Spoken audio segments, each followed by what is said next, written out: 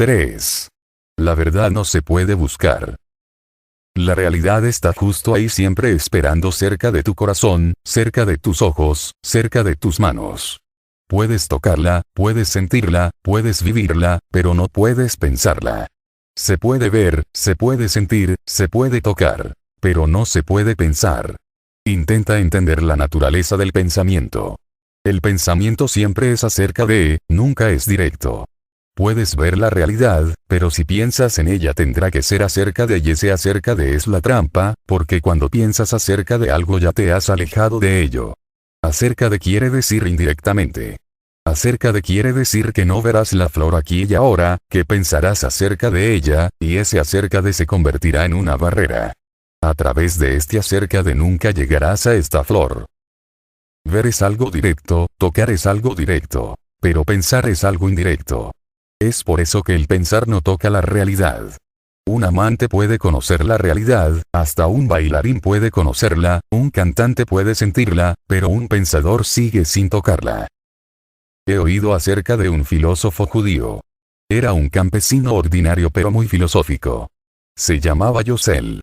Pensaba acerca de todo, como suelen hacer los filósofos.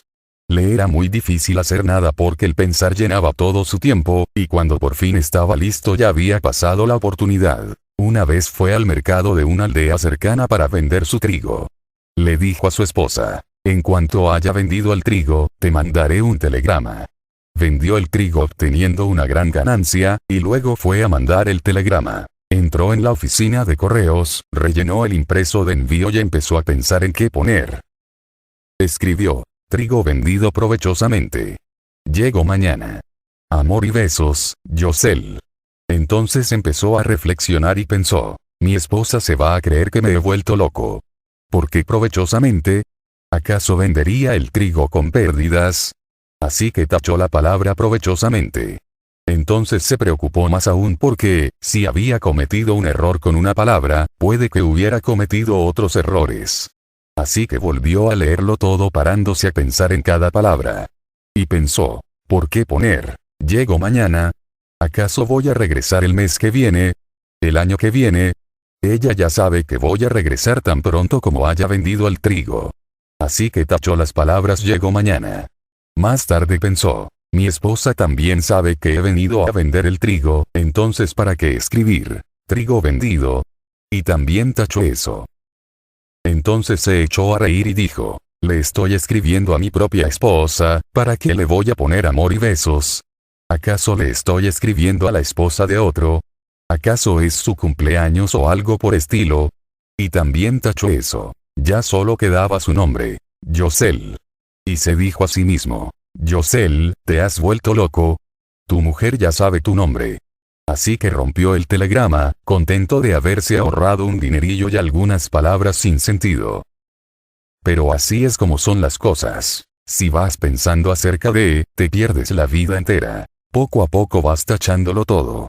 Y al final hasta tú acabas tachado. No solamente quedan tachadas las palabras, sino que al final hasta tú quedas tachado. El pensar se convierte en humo. Todo se vuelve humo y se acaba. Hacer algo se vuelve imposible. Ni siquiera puedes mandar un telegrama. La acción se vuelve imposible porque es algo directo, y el pensar es algo indirecto.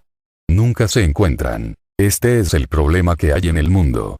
La gente que piensa, nunca actúa. Y los que no piensan, actúan. El mundo es un caos. Los estúpidos continúan actuando porque nunca piensan, se meten de cabeza en todo. Los Hitlers, los Napoleones, los Maos, siempre están haciendo cosas, y la gente sabia, los llamados pensadores, Aristóteles, o Kant, o Hegel, siempre están pensando y nunca hacen nada. El problema para un hombre que busca la realidad es cómo parar el círculo vicioso del pensar y aún así ser consciente. Porque los estúpidos tampoco piensan, pero no son conscientes. Sé consciente. La energía que va al pensar tiene que volverse conciencia.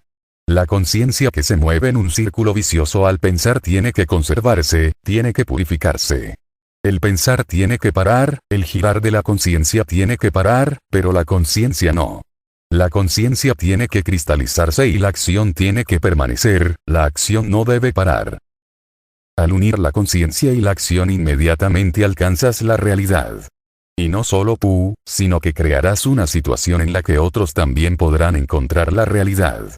Te convertirás en el ambiente, en el clima alrededor del cual las cosas empezarán a ocurrir. Esto es lo que ocurrió con Buda, con Sosan, con Chuang Tzu. Recuerda, la acción es buena. El pensar es un círculo vicioso, nunca te lleva a ninguna parte. Así que hay que dejar de pensar pero no de actuar. Hay gente que continuará pensando. Dejará de hacer. Eso es lo que ocurre cuando una persona renuncia a la vida, se va a la selva, a los Himalayas. Renuncia a la acción, no al pensar. Renuncia al mundo en el que se necesita la acción. Renuncia a la propia realidad, porque es a través de la acción que te pones en contacto con la realidad. Ver es una acción, moverse es una acción, danzar es una acción, pintar es una acción. Cuando haces cualquier cosa, sea lo que sea, te pones en contacto con la realidad. Tienes que volverte cada vez más sensible en tu hacer. No hay que renunciar a la acción. La acción tiene que estar totalmente presente, porque ese es el puente a través del cual tú te mueves en la realidad y la realidad se mueve en ti. Intenta comprenderlo, porque esto es algo muy básico. Básico para mí. Renuncia al pensar, no renuncies a la acción. Hay gente que piensa y piensa, hay gente que renuncia a actuar. ¿Pero qué van a hacer en los Himalayas? Allí toda la energía, al no ser usada en la acción, se irá al pensamiento. Se harán grandes filósofos. Pero la filosofía es una tierra de tontos. Se vive en palabras, no en realidades.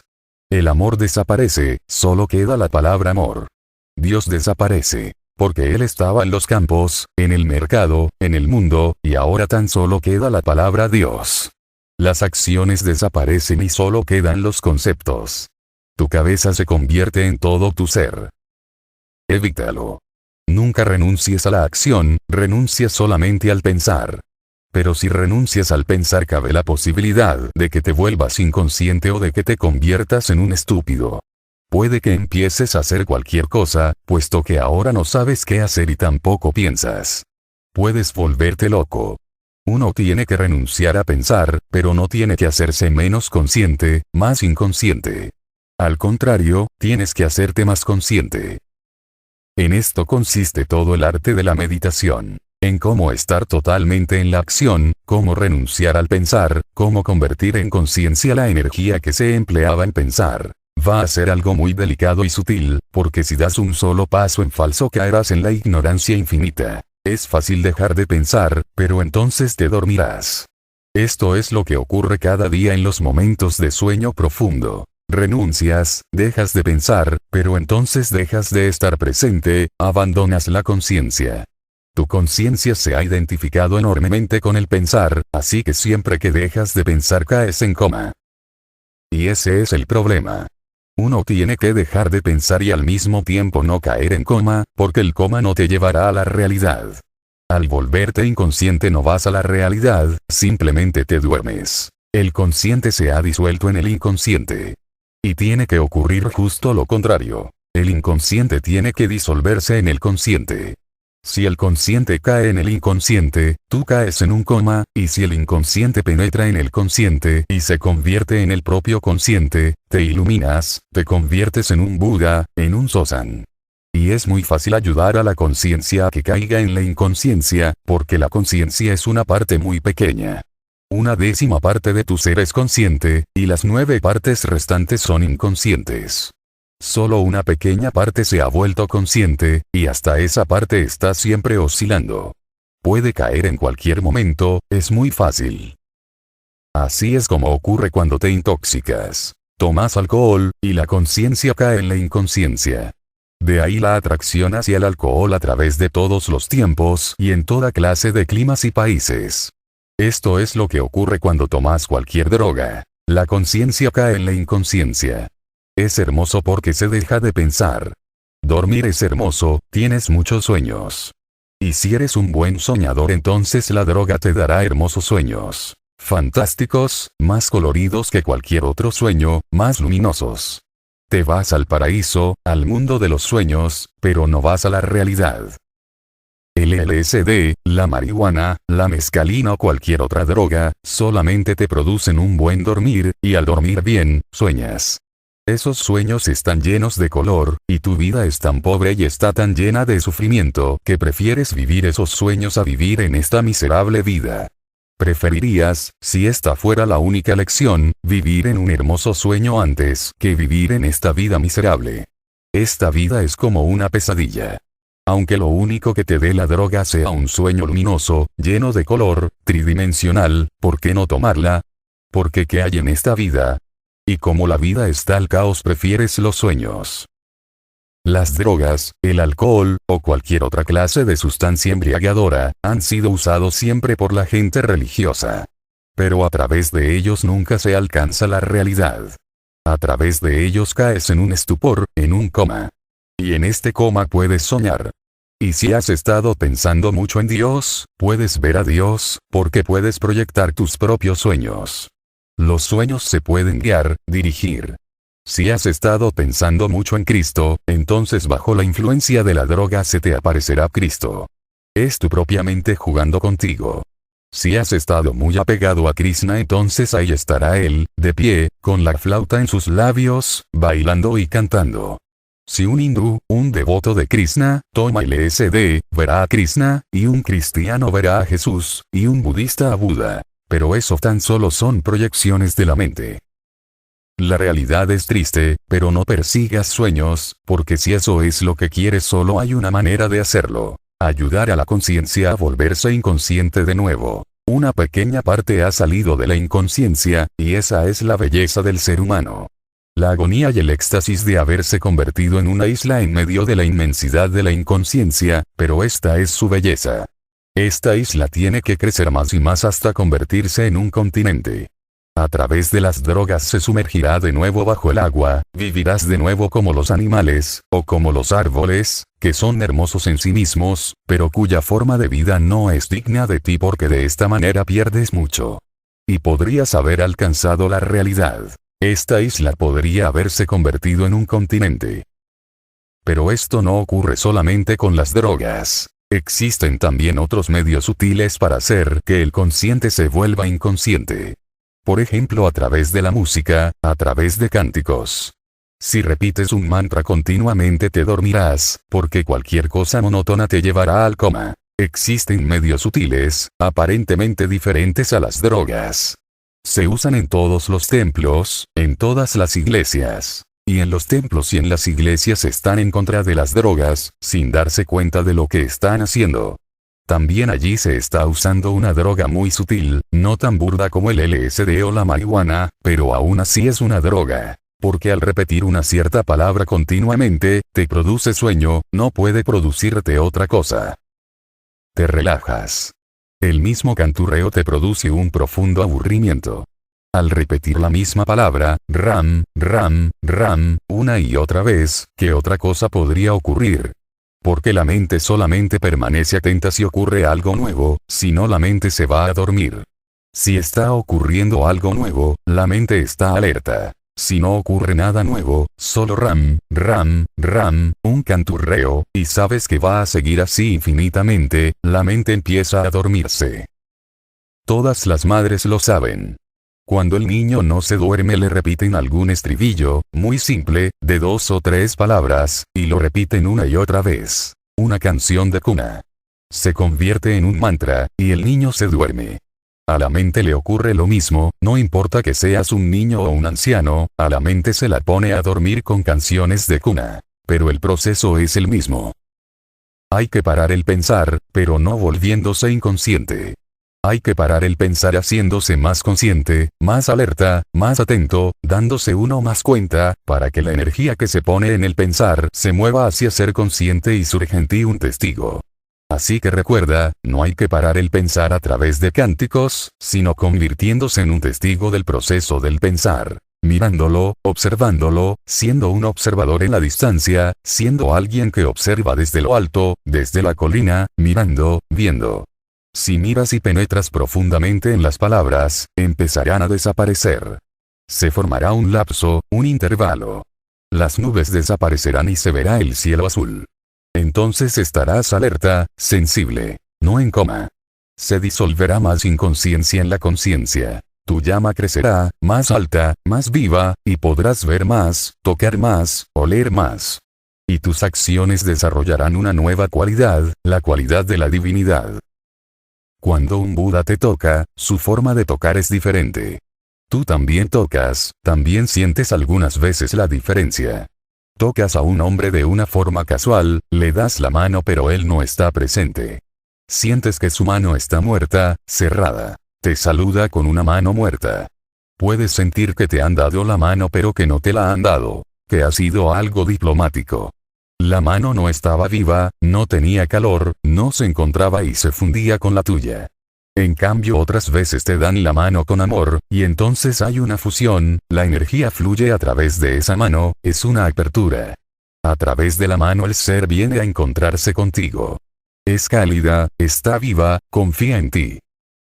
Cuando un Buda te toca, es absolutamente distinto, la cualidad ha cambiado.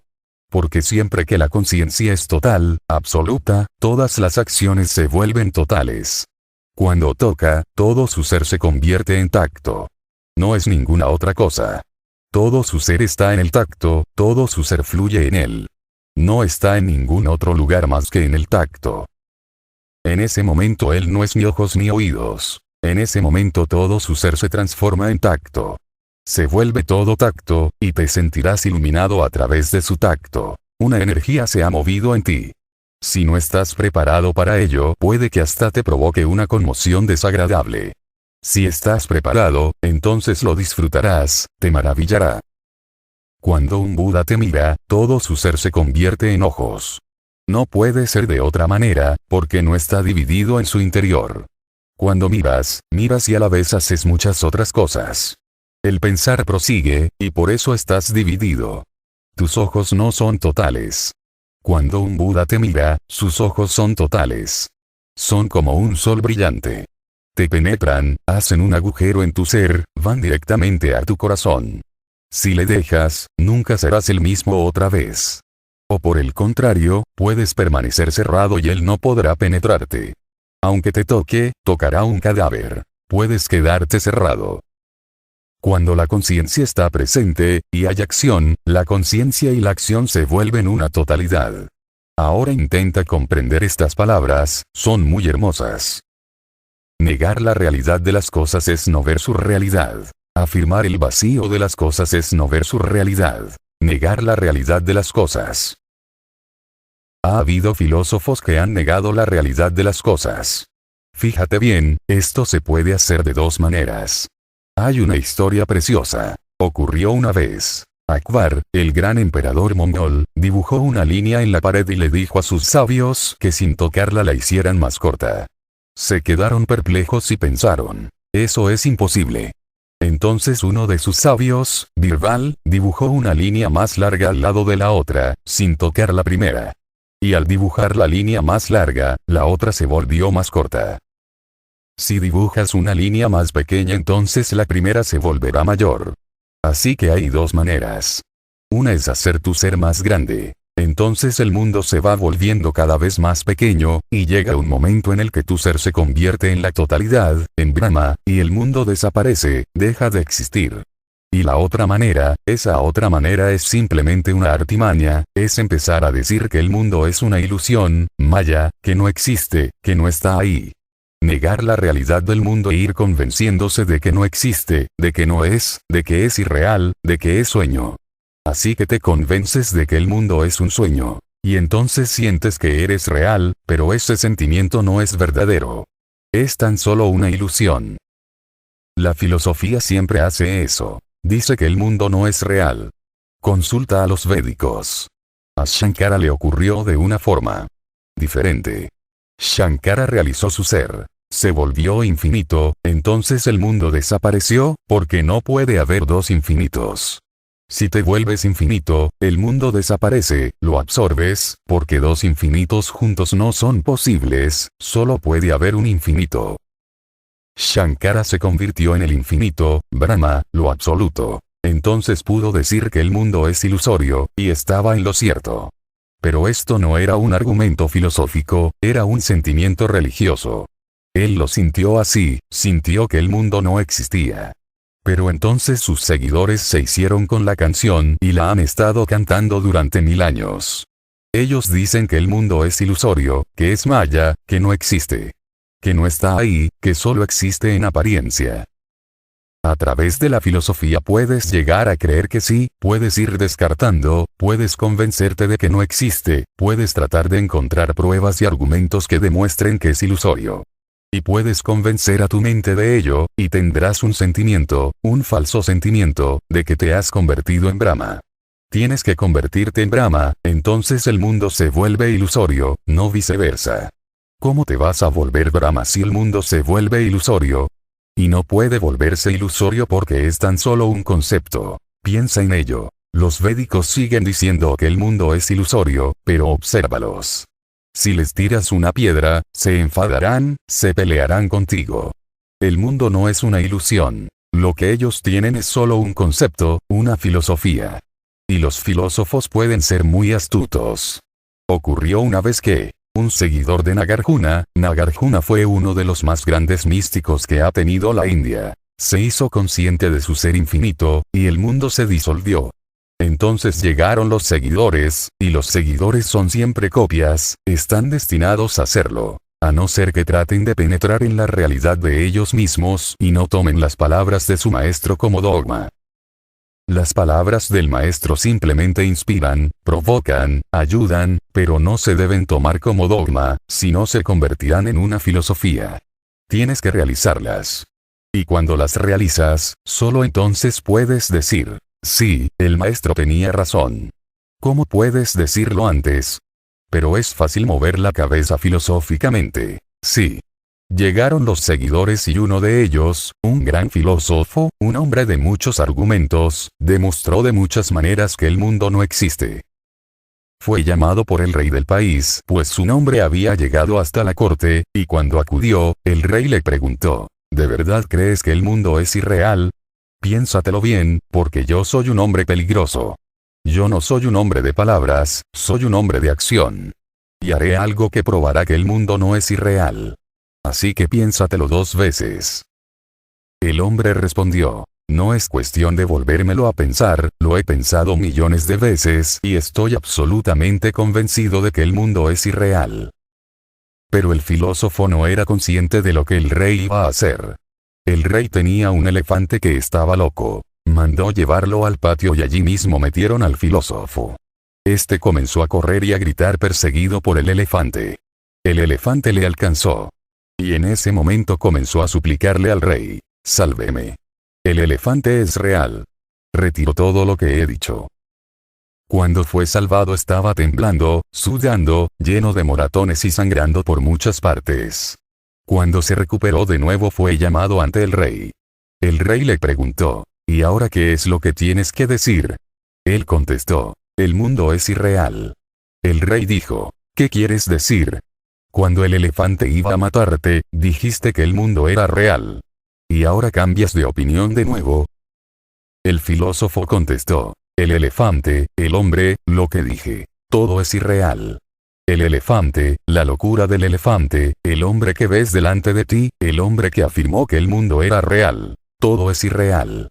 El rey dijo, entonces mandaré traer de nuevo al elefante. Y el filósofo replicó, entonces volverá a ocurrir lo mismo otra vez. Diré que es real. ¿Qué otra cosa puedo hacer? La filosofía puede ser muy astuta. Puedes seguir engañándote a ti mismo y convencerte de que el mundo es irreal. Pero ¿qué necesidad hay de probar nada o de convencer a nadie? La necesidad surge porque no sabes. Cuando sabes, no hay necesidad de convencer a nadie ni de discutir ni de demostrar nada. La filosofía es un sucedáneo del conocimiento. Si sabes, no hay ninguna necesidad de filosofar. Si no sabes, entonces sí hay necesidad, porque el conocimiento obtenido a través de la filosofía parece que fuera un verdadero conocimiento. No es cuestión de demostrar que el mundo es irreal. Este sutra dice, negar la realidad de las cosas es no ver su realidad. Y su realidad es Dios, su realidad es la verdad. Ahí está el árbol. Si niegas su realidad, niegas lo divino en él, niegas la verdad en él. El árbol es un hecho. Un hecho es solo lo que recubre la verdad. El pájaro es otro hecho, pero la verdad es la misma. Algunas veces la verdad se presenta en forma de pájaro, otras en forma de árbol, otras en forma de roca, y otras en forma de hombre. Todas ellas son formas. Los hechos son formas, pero en cada hecho, si profundizas, está la verdad. Si niegas todas las formas, niegas el interior sin forma. Si dices que nada es real, entonces ¿cómo puede lo divino, cómo puede Dios ser real? Si dices que este mundo es ilusorio, entonces ¿cómo va a ser real el creador de este mundo ilusorio? ¿Cómo puede un Dios real crear un mundo irreal? Es imposible, porque la realidad viene de la realidad. La irrealidad surge de la irrealidad. Un Dios real no puede crear un mundo irreal. Y si el mundo es irreal, el creador también será irreal. Si niegas la factibilidad de las cosas, entonces niegas la verdad. El Supra de Sosan dice, negar la realidad de las cosas es no ver su realidad. Y esta realidad es verdad. Afirmar el vacío de las cosas es no ver, de nuevo, su realidad. Y si dices que las cosas existen pero que están vacías, también esa es una postura filosófica. Un poco mejor que la primera. La primera dice que el mundo entero es irreal, que no existe, que solo existe en tu mente, y en ningún otro lugar, que es una proyección de tu mente, un pensamiento, que es como un sueño. La otra filosofía, que es un poco mejor, dice que las cosas existen, pero que están vacías. Que no tienen ningún ser en ellas, que no tienen sustancia. Que están muertas, vacías por dentro. Que tan solo son combinaciones, sin ningún ser. Que el árbol está ahí, pero solo como una combinación. El árbol no tiene ser, no tiene alma. Si separas sus partes no quedará nada. Es como un mecanismo. Si desmontas una máquina en piezas, no queda nada.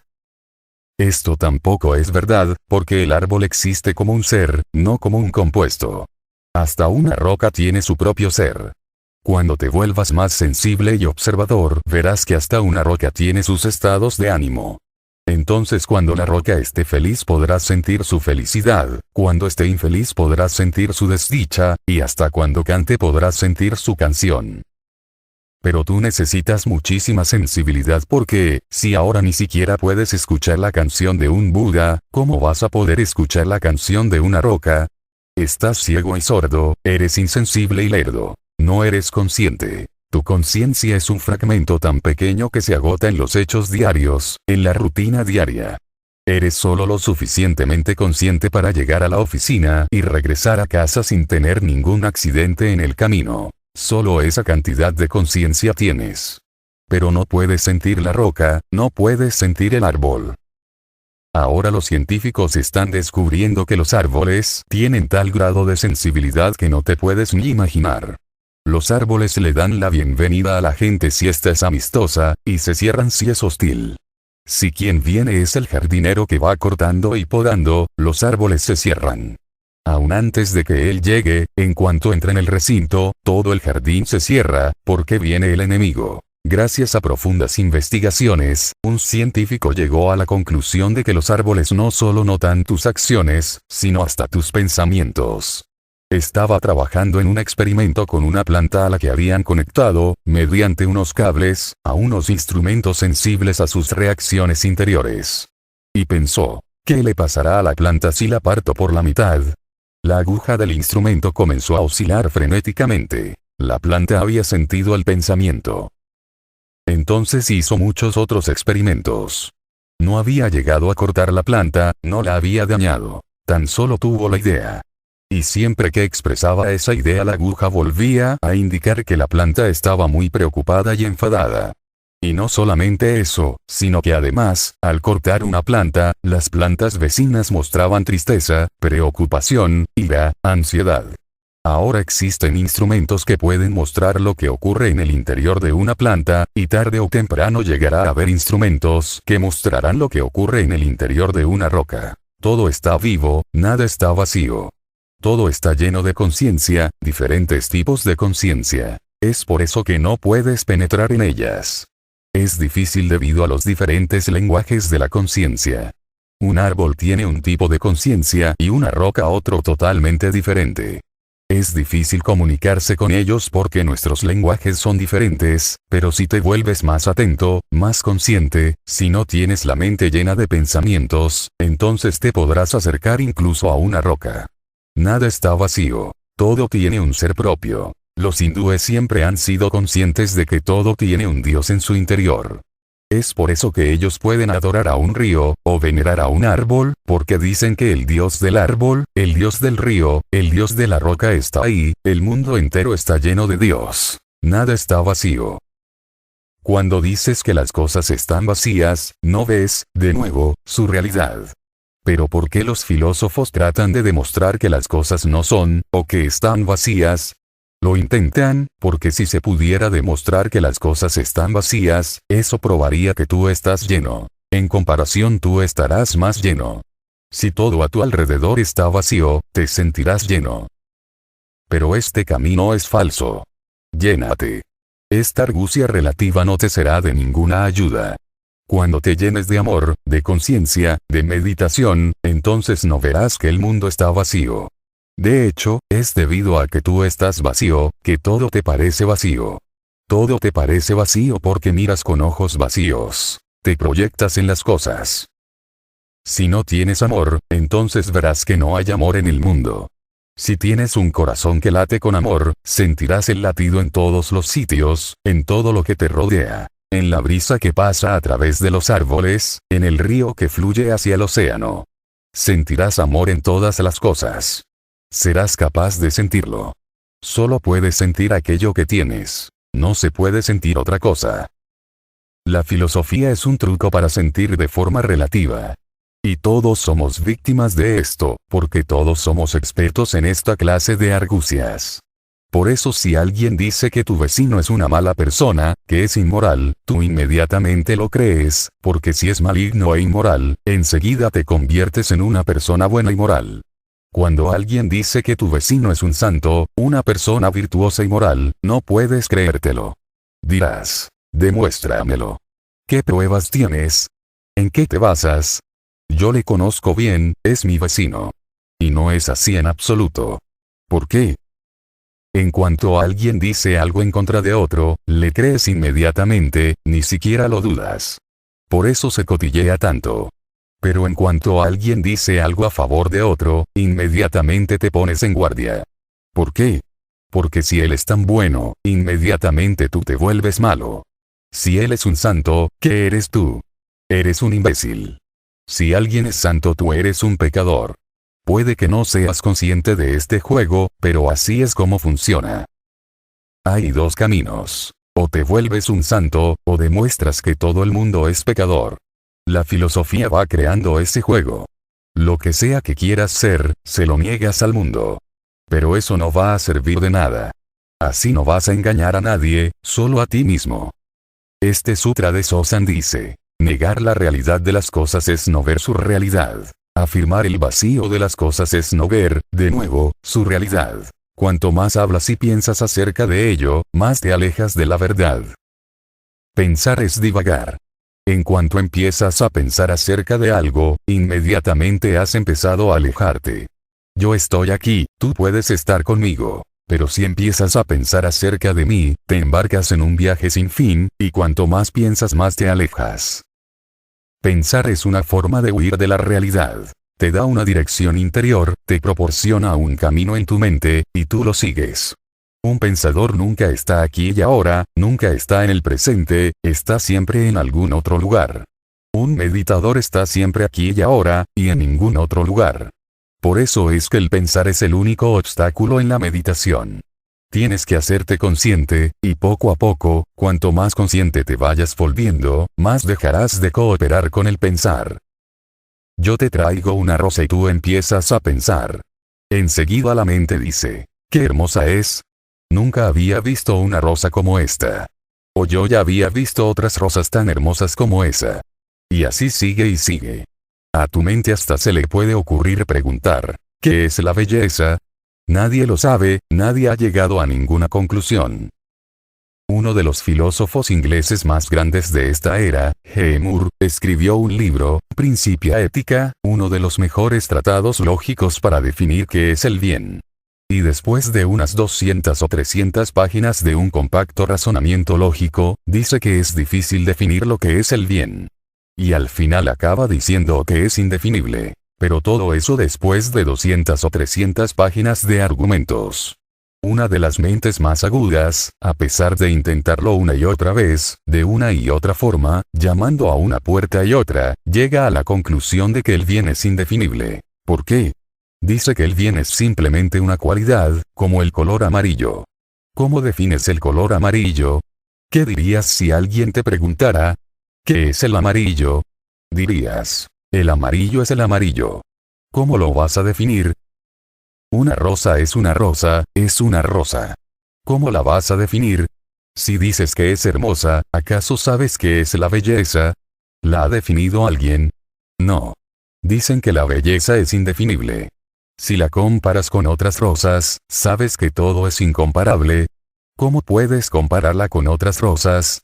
Esta rosa es esta rosa, no es otra rosa. ¿A qué viene traer aquí otras rosas? Y cuando traes otras rosas, tu mente se abarrota. Entonces tienes muchas cosas en la mente y éstas se convertirán en un obstáculo, y la rosa no podrá llegar hasta ti.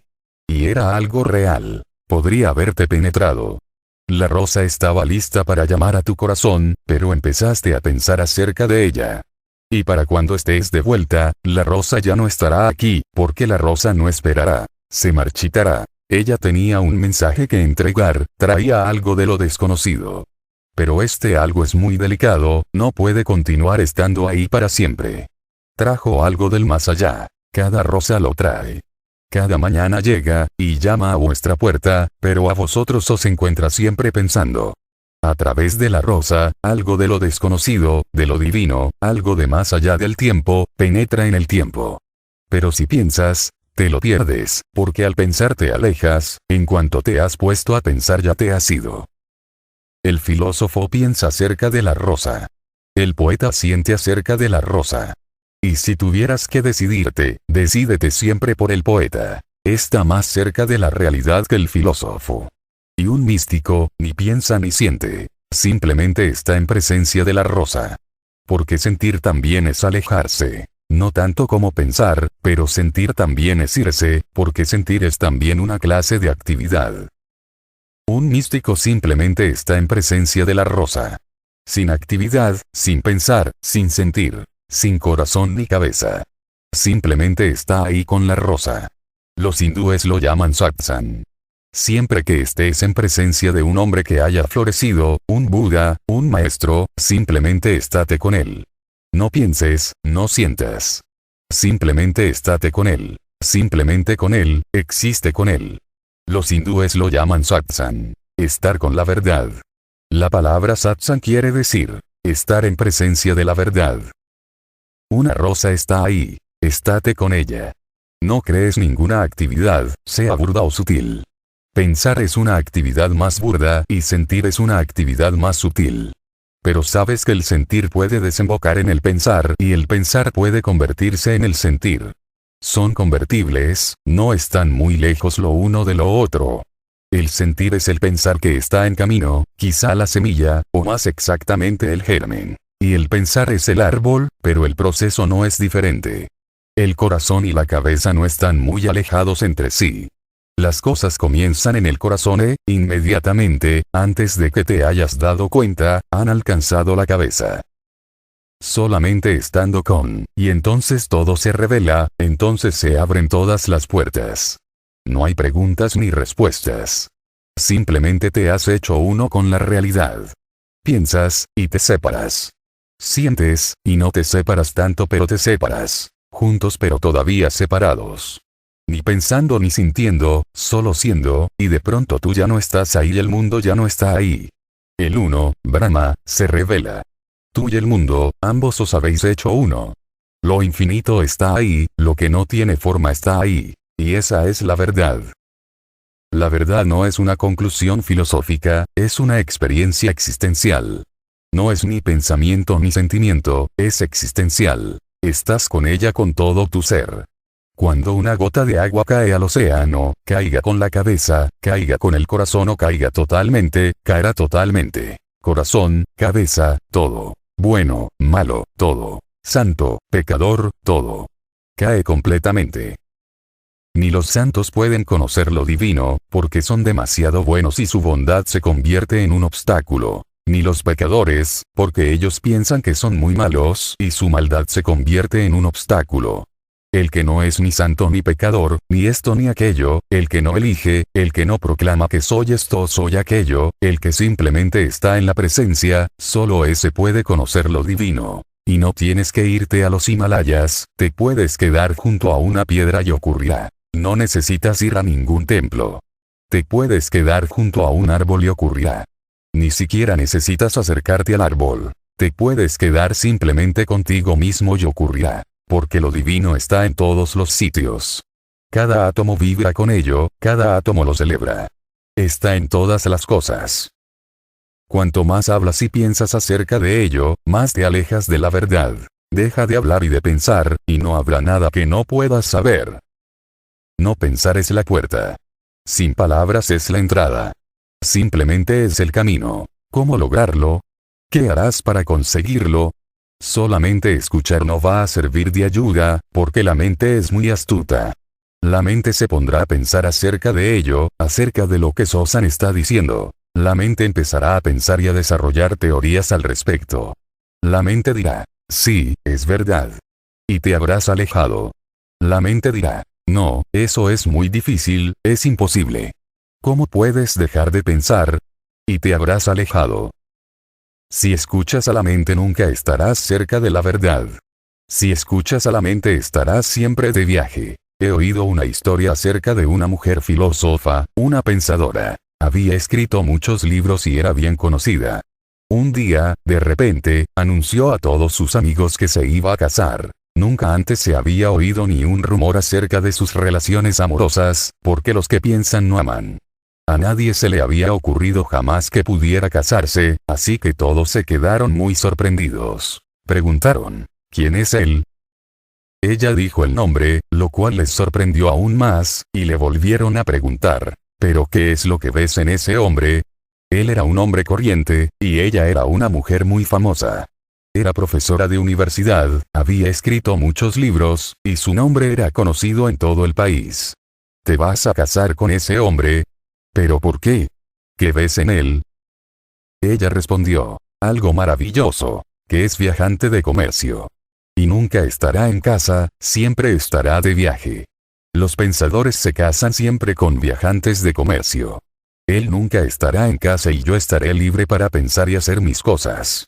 Casarse con la mente es casarse con un vendedor, con un viajante de comercio. Siempre está de viaje. Y debido a esta mente que siempre está de viaje, nunca puedes estar en contacto con lo real. Comes pero no te das cuenta. Te pierdes el sabor, el gusto, el olor. Simplemente ingieres cosas. Es desagradable. ¿Pero por qué no te das cuenta? Porque la mente sigue pensando. Mientras comes estás pensando en mil cosas. Rinzai dice, cuando como, y cuando duermo solo duermo. Alguien replicó, pero en eso no hay nada de especial, todo el mundo lo hace. Rinzai se rió y dijo, si todo el mundo lo hace, entonces todo el mundo está iluminado, todo el mundo es un Buda. Cuando estés comiendo, simplemente come, estate en ello. Cuando camines, simplemente camina, estate ahí. No te adelantes, no te vayas aquí y allí. La mente siempre se adelanta o se atrasa. Estate en el momento. Al principio te será muy difícil permanecer en el momento.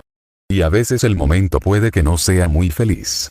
Te enfadas, y entonces la mente empieza a pensar en arrepentirse o trata de hacer algo para que no vuelva a ocurrir. A veces estás triste, y enciendes la radio o el televisor, o te pones a leer un libro, porque no te gusta estar triste. Quieres distraer la mente. Y debido a que los momentos infelices son más numerosos que los felices, esto se convierte en un hábito constante. Y una vez que el hábito se ha fijado, aun cuando llega la felicidad, no estás en casa. Estás en algún otro sitio. Toma una determinación. Cualquier cosa que venga, tristeza, ira, depresión o infelicidad, sea lo que sea, estate con ella. Y de repente te sorprenderás de que si permaneces con la tristeza se transforma en algo hermoso, la tristeza se vuelve algo profundo.